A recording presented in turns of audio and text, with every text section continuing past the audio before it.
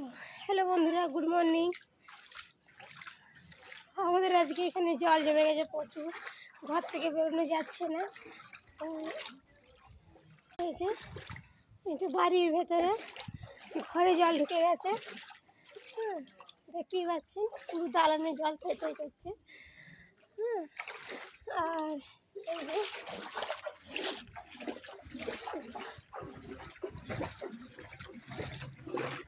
এখনো দিয়ে জল, এতটা জল কী করে যাবো জানি না। আজকে স্কুলের ছেলে মেয়েদেরকে কীভাবে স্কুল নিয়ে যাবো আমি বলতে পারছি না। দেখুন পুরো ড্রেন কোথায়, জল কোথায় বয়ে যাচ্ছে। আমাদের বাড়িতে জল ওঠেনি, কিন্তু এনাদের বাড়িগুলোর থেকে সব জল উঠে গেছে। তো অবশ্যই আপনারা কমেন্ট করে জানেন কার বাড়িতে কীরকম জল ঢুকেছে।